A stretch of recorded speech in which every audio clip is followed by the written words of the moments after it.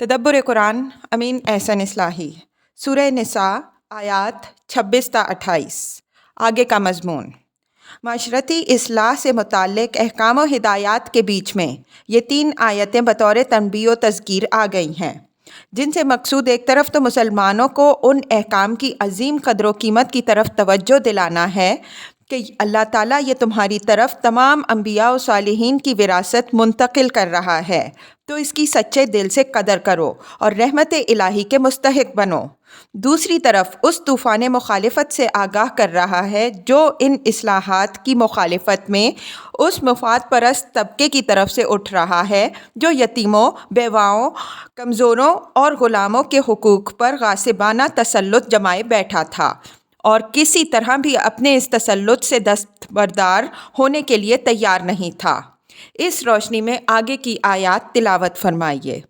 اعوذ باللہ من الشیطان الرجیم، بسم اللہ الرحمن الرحیم۔ یرید اللہ لیبین لکم ویہدیکم سنن الذین من قبلکم ویتوب علیکم واللہ علیم حکیم۔ واللہ یرید ان یتوب علیکم وَيُرِيدُ الَّذِينَ يَتَّبِعُونَ الشَّهَوَاتَ أَن تَمِيلُوا مَيْلًا عَظِيمًا يُرِيدُ اللَّهُ أَن يُخَفِّفَ عَنكُمْ وَخُلِقَ الْإِنسَانُ ضَعِيفًا۔ ترجمہ: اللہ کا یہ ارادہ ہے کہ تم پر اپنی آیتیں واضح کر دے اور تمہیں ان لوگوں کے طریقوں کی ہدایت بخشے جو تم سے پہلے ہو گزرے ہیں، اور تم پر رحمت کی نگاہ کرے، اور اللہ علیم و حکیم ہے۔ اللہ تو یہ چاہتا ہے کہ تم پر رحمت کی نگاہ کرے، اور وہ لوگ جو اپنی شہوات کی پیروی کر رہے ہیں یہ چاہتے ہیں کہ تم راہ حق سے بالکل ہی بھٹک کر رہ جاؤ۔ اللہ چاہتا ہے کہ تم پر سے بوجھ کو ہلکا کرے، اور انسان کمزور بنایا گیا ہے۔ الفاظ کی تحقیق اور آیات کی وضاحت۔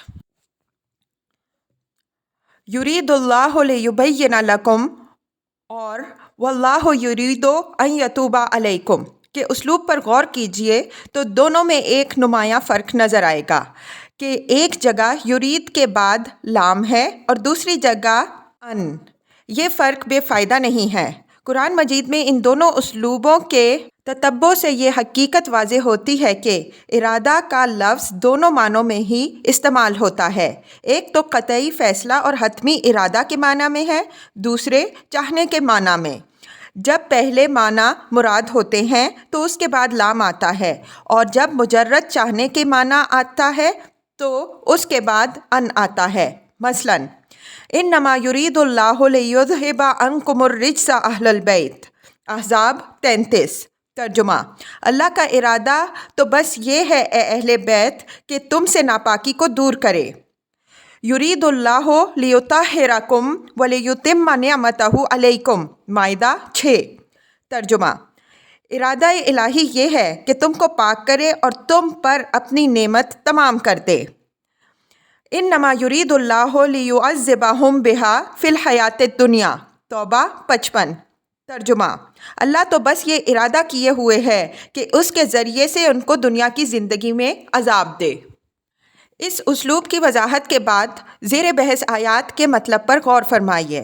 پہلے یہ واضح فرمایا کہ اللہ نے اپنے علم و حکمت سے تمہیں اس مقصد کے لیے منتخب فرمایا ہے کہ تمہارے لیے اپنی آیتیں اور اپنے احکام و ہدایات واضح فرمائے، اور انبیاء و صالحین کے ذریعے سے ایمان و عمل صالح کی جو راہیں دنیا کے لیے کھولی گئی ہیں اور جو اب گم کر دی گئی تھیں، ان کی تمہیں ازسر نو ہدایت بخشے تاکہ تم اللہ کی طرف رجوع کرو اور اللہ تم پر رحمت کی نظر فرمائے۔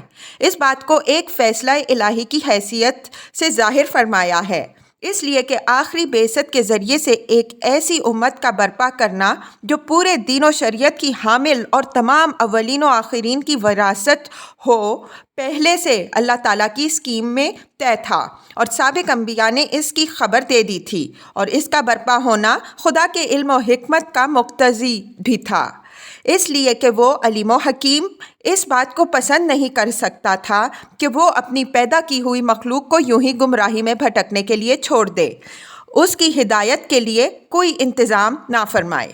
اس بات کو ایک حتمی فیصلہ کی حیثیت سے ظاہر کرنے کا مقصد ایک تو مسلمانوں کی حوصلہ افزائی ہے، دوسرے اسلام کے ان معاندین و مخالفین کی ہمت شکنی جو معاشرتی اصلاحات کی وجہ سے جو اس صورت میں مذکور ہوئی ہیں، جھاڑ کے کانٹے کی طرح مسلمانوں کے پیچھے پڑ گئے تھے۔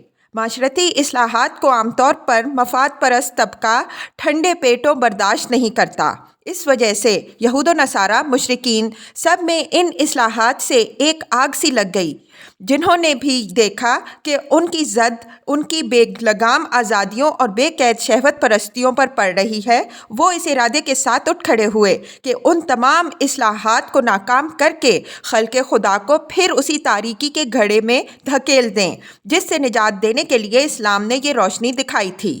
اسی طرح جن لوگوں نے اپنے اوپر اپنی خود ساختہ شریعتوں اور خانہ ساز رسموں اور رواجوں کے بوجھ لاد رکھے تھے، انہوں نے جب دیکھا کہ یہ بوجھ لوگوں کے سر سے اتر رہا ہے اور اسر و اغلال کی غیر فطری بیڑیاں کٹ رہی ہیں، تو چیخنے لگے کہ اسلاف کا سارا سرمایہ معرض خطر میں ہے۔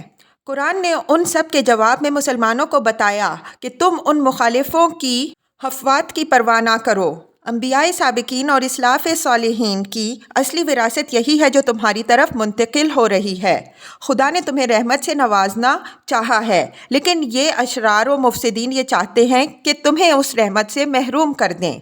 آخری آیت میں یہ اشارہ بھی فرما دیا کہ ان اصلاحات سے جو بیڑیاں کاٹی جا رہی ہیں وہ اس لیے کاٹی جا رہی ہیں کہ یہ غیر فطری اور خود ساختہ تھیں۔